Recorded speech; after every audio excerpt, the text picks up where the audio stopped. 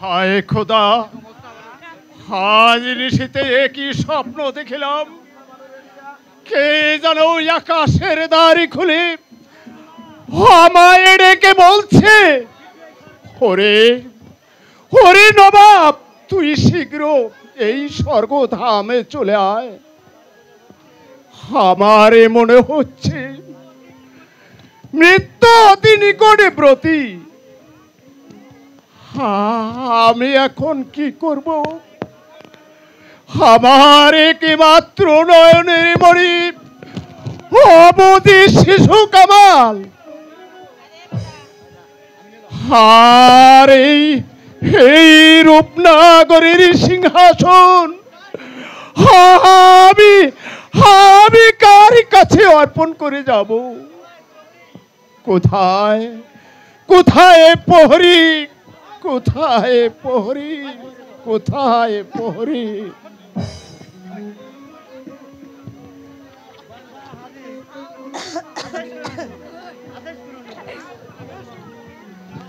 যাও প্রহরী, উজির অমরিখা বেগম হোসনা বানু ও শিশু কামালকে রাজ দরবারে পাঠিয়ে দাও।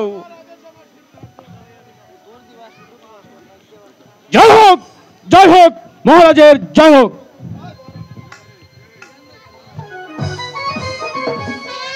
আদেশ করুন জাহাপনা, আমায় কিসের জন্য স্মরণ করেছেন? ওজির সাহেব, আমি আজ নিশীতে একই স্বপ্ন দেখেছি।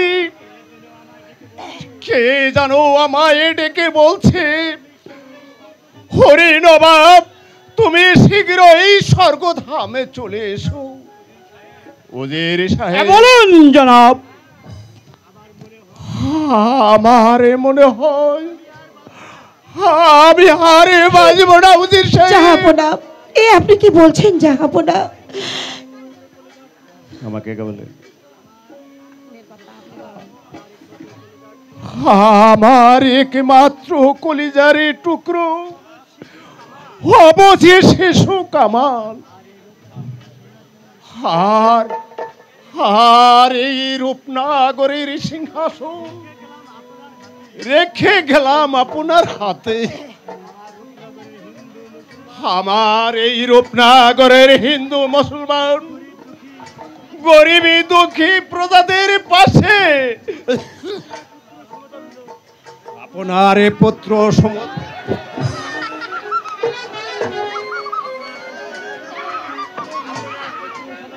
আপনার পুত্র সমতল দেখবেন,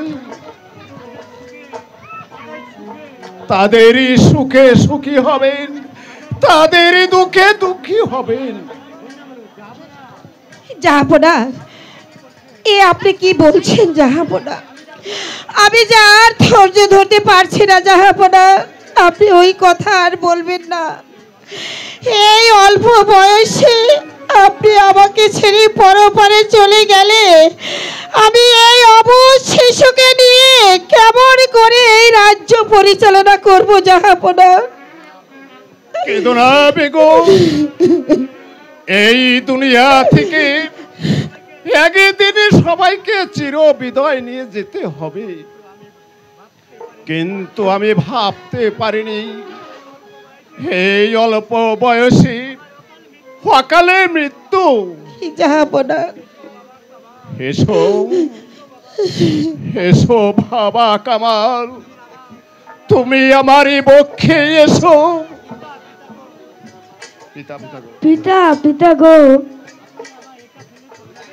আপনি আমার একা ফেলে চলে যাবেন?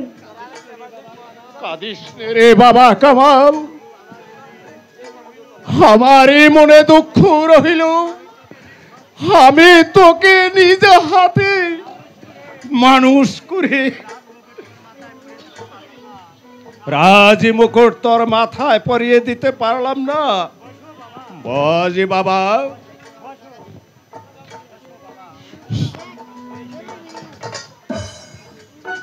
বলো বাবা, এই সিংহাসনে ধারণী করো এই রাজি মুকুট। হরি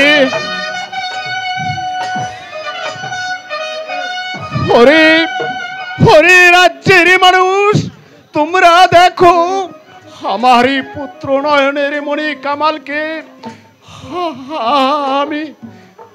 আমি রাজ সিংহাসনে বসিয়েছি। জাহাপনা, জাহাপনা। বেগম, আজ থেকে এই রূপনাগরের সিংহাসন সুপে দিয়ে যাই তোমার হাতে। জাহাপনা, আমার এ পুত্র কামাল উপযুক্ত না হওয়া পর্যন্ত তুমি এই রাজ্য পরিচালনা করবে। মাফ করবেন জাহাপনা, বেগম সাহেব করবে রাজ্য পরিচালনা। উজির সাহেব, আপনি তা চিন্তা করবেন না। আপনার কাছে রইল আমার আকুল আবেদন, আপনি সব সময় তাদের পাশে থাকবেন। আর আমি যদি আপনার কাছে কোনো অন্যায় করে থাকি তাহলে আমাকে ক্ষমা করে দেবেন। জাহাপনা, জাহাপনা। পিতা, পিতা গো। কেঁদো না বাবা কামাল। বেগম, জাহাপনা, আমার সময় বুঝি ফুরে যাচ্ছে। বেগম, আপনি কি বলছেন? দেখো, আপনি কি বলছেন? আমাকে হাত ছাড়ি দিয়ে ডাকছে। হরি নবাব, হরি নবাব, হরি নবাব, তুই শীঘ্র এই স্বর্গ ধামে চলে আয়। জাহাপনা,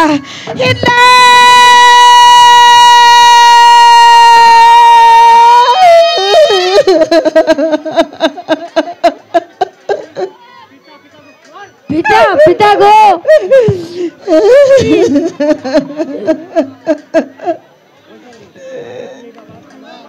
কাঁদিস রে বাবা কামাল, কেঁদে আর কি হবে? বাপ মা কারো যে চিরদিন বেঁচে থাকে না। মা, মা গো। বাবা, সত্যি পিতা আমাকে ছেড়ে চলে গেল। সত্যি পিতা, আমি আর ফিরে পাবো না। হ্যাঁ বাবা, তুমি আর কেঁদো না বাবা। তোমার পিতা যে তোমাকে ছেড়ে সারা জীবনের মতো চলে গেছে, শত কাঁদলেও সে আর কোনোদিন ফিরে আসবে না রে বাবা, আর ফিরে আসবে না। কাঁদবেন না বেগম সাহেবা, কেঁদে আর কি হবে? এই মুহূর্তে জাহাপনার সৎ কাজের ব্যবস্থা করতে হবে তো। হ্যাঁ সেনাপতি সাহেব, আপনি তাই করুন, আপনি তাই করুন। এই কে আছিস? প্রহরীকে পাঠিয়ে দে।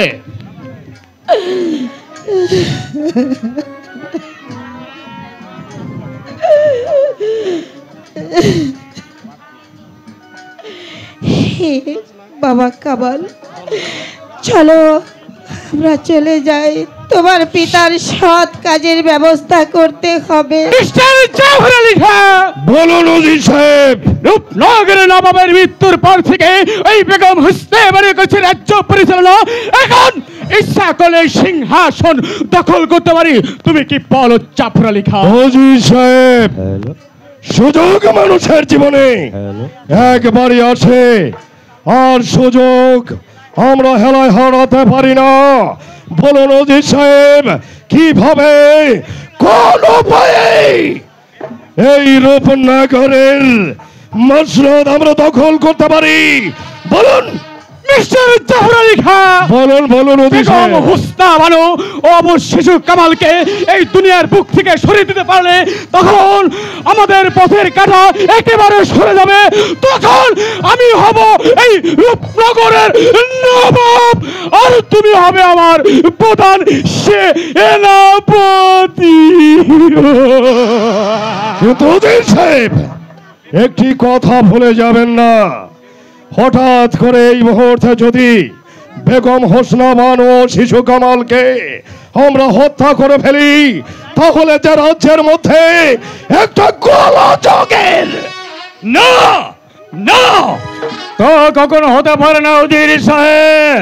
ইব্রাহিম, তুমি এসেছো আমাদের কাজে বাধা দিতে। বাধা দিতে আমি আসনি, তবে আমি এসেছি তোমাদেরকে স্মরণে করিয়ে দেওয়ার জন্য।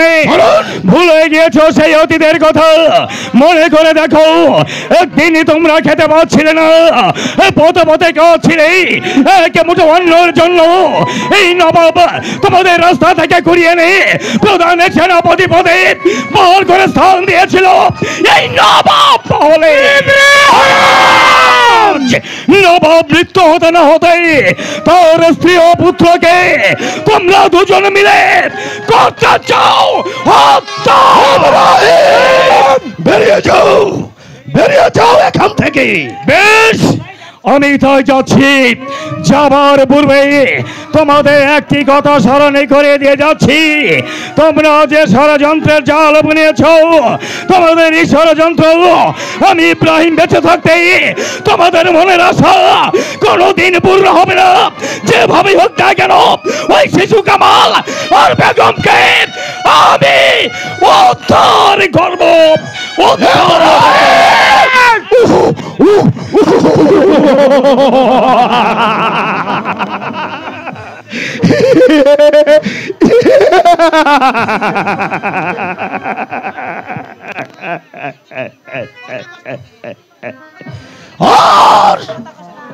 আর তুমিও জেনে রেখো ইব্রাহিম, বেশি বাড়াবাড়ি করলে না আমি তোমাকে এই দুনিয়ায় বাঁচিয়ে রাখবো না।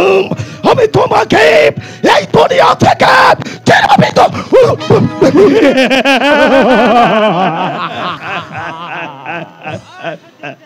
আর সহ্য হচ্ছে না। চলো জাফর আলী খাঁ, চলো। উজির আজম, এখানে আর এক মুহূর্ত বিলম্ব হবে না। এই মুহূর্তে আমরা ছুটে চলে যাব, আর আমাদের নিজের কার্য আমরা নিজেরাই সমাধা করব।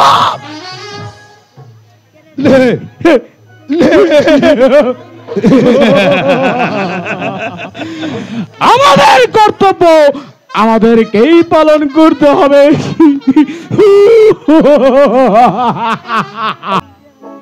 হে মেহেরবান খোদা, এই তুমি লিখেছিলে আমার কপালে, স্বামী আমাকে একা ফেলে পরলোকে চলে গেল। এখন আমি এই অবুঝ শিশুকে নিয়ে কেমন করে এই রাজ্য পরিচালনা করব? তুমি আমাকে বলে দাও খোদা, তুমি আমাকে বলে দাও।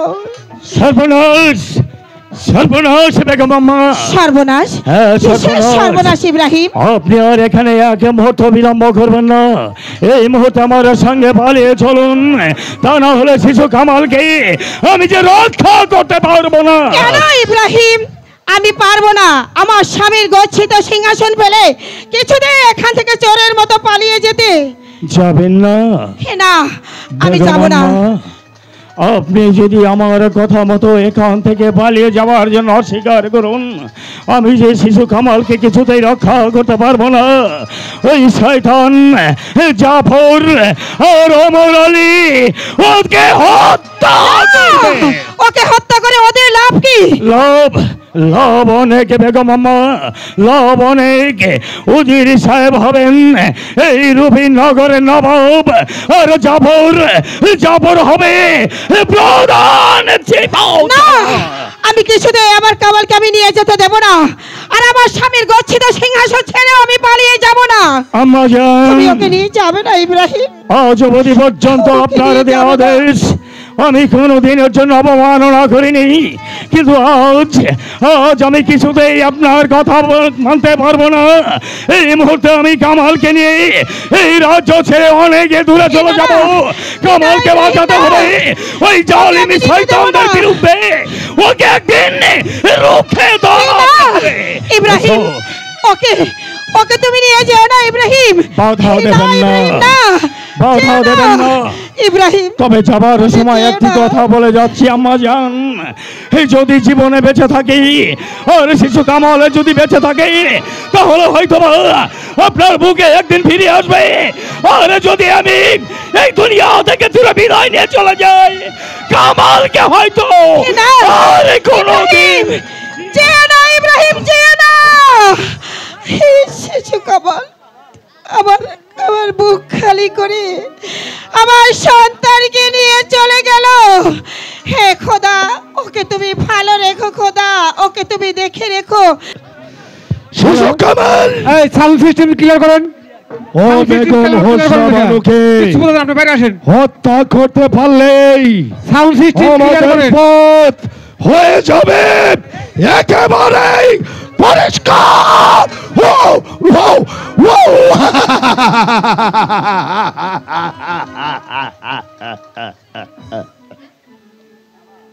না, তোমার আমার স্বপ্ন বাস্তবে পরিণত হবে না মিস্টার জাফর আলী খান। কেন কেন জি সাহেব? ইব্রাহিম শিশু কামালকে নিয়ে পালিয়ে গেছে। ইব্রাহিম ইব্রাহিম শিশু কামালকে নিয়ে পালিয়ে গেছে, কিন্তু আমি বুঝতে পারলাম না ওজি সাহেব, রাজ্যের মধ্যে শত সতেরো পাহারা থাকা সত্ত্বেও ওই বেঈমান ইব্রাহিম কেমনি ভাবে আমাদের চোখকে ফাঁকি দিয়ে পালিয়ে গেল। আমি তো তাই ভাবছি মিস্টার জাফর আলী খান। ভুল হয়ে গেল জাফর আলী খান। ওই সময় বেগম হোসনা বানু ও শিশু কামালকে হত্যা করার পূর্বে ওই ইব্রাহিমকে বন্দী করা উচিত ছিল। ও নিয়ে আপনি কোনো চিন্তাই করবেন না জি সাহেব, যেমনি ভাবে হোক না কেন ওই বেঈমান দুটোকেই আমি খুঁজে বের করে নেব, তারপর আমি করব তাদের চরম হত্যা। তাই মিস্টার জাফর আলী খান, বলুন। তাই করতে হবে। যতক্ষণ পর্যন্ত ওদেরকে আমি হত্যা করতে পারবো না, আচ্ছা আচ্ছা, ততক্ষণ পর্যন্ত আমার প্রাণে কোনো শান্তি নেই, শান্তি নেই, শান্তি নেই। চলুন। আমার এই সংসারে পুত্র কন্যা কিছু নেই, একা একা এই একঘেয়া জীবন আমি কেমন করে পার করব খোদা। হে খোদা, তুমি আমায় একটি উপায় করে দাও খোদা, তুমি আমাকে একটি উপায় করে দাও। ওই তো কদম আলী চাষার বাড়ি, কদম আলী বাড়িতে আছো? কে কদম আলী? কে আমাকে কদমালি কদমালি বলে ডাকছে? আমি ইব্রাহিম। ইব্রাহিম, আসুন। এই ঋষি রাত্রে এই গরিবের বাড়ি কেন? আমি এসেছি এই ছেলেটিকে তোমায় দান করতে। আমি জানি এই দুনিয়ায় মেহেরবান পাক পরওয়ার দিগার তোমাকে কোনো সন্তান দেয়নি, তাই নিশি রাতেই আমি এই ছেলেটি তোমায় দান করবার জন্য আমি তোমার কাছে ছুটে এসেছি। ইব্রাহিম, নাও। তুমি আমাকে ছেলে দান করবে? হ্যাঁ ভাই। হে যে আমার পরম সৌভাগ্য। নাও ভাই, কিন্তু একটি কথা। কি কথা ভাই? ওর নাম, ওর পরিচয় সব তুমি গোপনে রাখবে। এই ছেলেকে তোমার ছেলে বলে তুমি পরিচয় দেবে। হ্যাঁ ইব্রাহিম, আমি তাই করব। এই ছেলেকে আমার ছেলে বলে পরিচয় দিব। আমি তোমাকে একটি কথা বলে যাব। বড় ভাই, ওর নাম কামাল। কামাল নাম পাল্টিয়ে তুমি ওর নাম রাখবে, তুমি ওর নাম রাখবে কাজল। বলো। বেশ ভাই, আমি তাই করব। আজ থেকে ওর নাম কাজল। কামাল, তুমি থাকো, আমি আছি, আমি আছি।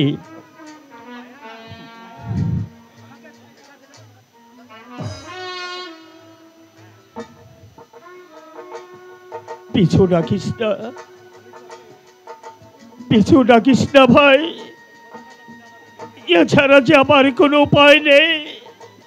আজ আমি তোকে কদমালির নিকটে রেখে গেলাম, তবে একটা কথা মনে রাখিস, এই দুনিয়ায় আমি যতদিন পর্যন্ত বেঁচে থাকবো ছায়া হয়ে আমি তোর পিছনেই থাকবো, তোর পিছনেই থাকবো। কেঁদো না বাজান, চলো চলো, তোমার খুব ক্ষুধা পেয়েছে, আমি তোমাকে কিছু খেতে দেই, তাও চলো। সেটা কি হয়ে গেল জাফর আলী খাঁ, আমি যে কিছুই বুঝতে পারছি না। সেজন্য আপনি কোনো চিন্তা করবেন না জি সাহেব, আমি আপনাকে কথা দিচ্ছি, যেমনি ভাবে হোক না কেন ওই শয়তান দুটোকে ধরে এনে আমি আপনার সম্মুখে তাদেরকে আমি নির্মম। কোনদিন তা পারবে না জাফর আলী খাঁ, যে চলে গেছে শত চেষ্টা করলেও তোমরা তাকে কোনোদিন মারতে পারবে না। আপনি কি বলতে চান বেগম সাহেবা? ভাবতে নয়, তোমাদের কথার কাজের প্রতিদান দিতে। প্রতিদান দিতে? আর অর্থ ওই খোদা যার ভাগ্যে মৃত্যু লেখেনি, তোমরা শত চেষ্টা করলেও তাকে কখনো মারতে পারবে না। তাই শিশু কামাল তোমাদের মতো জল্লাদের হাত থেকে আজ মুক্তি। আপনি কি বলতে চান ওই শিশু কামালকে হত্যা ষড়যন্ত্র? নাই তো কি, যদি ইব্রাহিম আমাকে সহযোগিতা না করত তাহলে আজ শিশু কামালকে এই দুনিয়া থেকে চিরদিনের মতো চলে যেতে হতো। বেগম সাহেবা, চুপ বেঈমান, তোদের আজ আমি হারে হারে চিনে ফেলেছি, তাই আমি ভাবছি তোদের মতো শয়তানদের কি শাস্তি দেওয়া যায়। শাস্তি?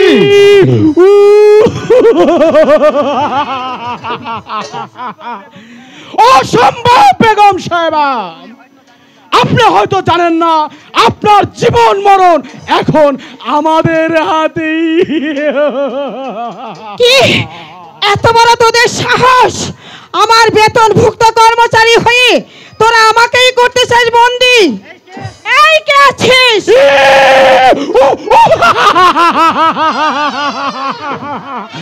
কেউ নেই বেগম সাহেবা, কেউ নেই, কারণ আমরা অর্থের বিনিময়ে সকলকে হাত করে ফেলেছি বেগম সাহেবা।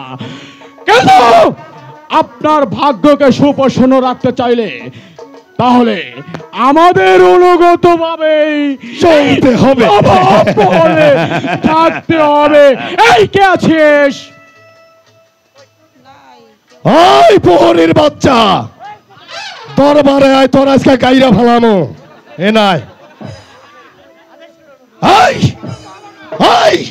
কোথায় থাকিস? ফাটায় ফেলানো কিন্তু একদম। বেগম সাহেবকে বন্দি করো, কোন কথা নয় প্রহরী। ওই জনাব, এ বেটার চাকরি থেকে নট করে দিন লাগবো, ঠিক লালে নাই।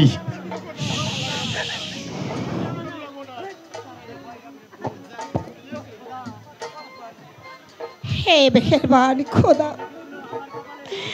এই তুমি লিখেছিলে আমার কপালে খোদা, যারা আমার হুকুমের গোলাম ছিল তাদের হাতে আজ আমি বন্দি। তুমি ওই বেঈমানদের শাস্তি দাও খোদা, শাস্তি দাও। বেগম সাহেবা, এবার অন্ধকার কারাকক্ষে বসে বসে আপনার ওই খোদাকে স্মরণ করুন, দেখি আপনার খোদা আপনাকে কিভাবে রক্ষা করে। নিয়ে যাও প্রহরী, বন্দি করে নিয়ে যাও অন্ধকার কারাকক্ষে। প্রহরী, তুমি আমাকে নিয়ে চলো প্রহরী।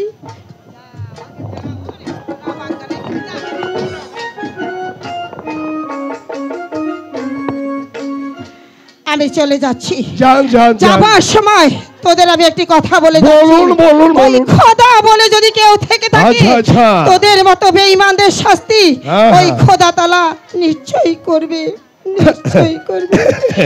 চলো প্রহরী, তুমি আমাকে নিয়ে চলো। এই খোদা!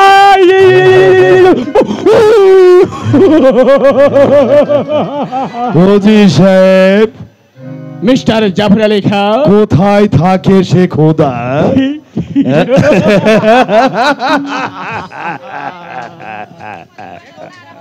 বেগম সাহেবা বন্দি। মিস্টার জাফর আলী খাঁ, বলুন বলুন। এখন চলে এসো আমার সঙ্গে। তাই চলুন, তাই চলুন। কাজল, কাজল, কোথায় গেল এই ছেলেটি? ছেলেটি দেখতে দেখতে বেশ বড় হয়ে উঠেছে। কাজল, কাজল। পিতা পিতা, আমাকে কেন ডেকেছো? এসো বাবা, আমার কাছে এসো। ওরে বাবা কাজল, তুই যে এখন লেখাপড়ার উপযুক্ত হয়েছিস, আমার ইচ্ছা তোকে স্কুলে পাঠিয়ে লেখাপড়া শিখাতে। তোর কি মত বাবা? পিতা, আমার তো চাই লেখাপড়া শিখতে। চলো বাবা, আমাকে স্কুলে ভর্তি করে দিয়ে আসুন। ধা বাবা, তোকে আজই আমি স্কুলে ভর্তি করে দিয়ে আসবো। তাই চলুন পিতা, চলো। তাই চলুন।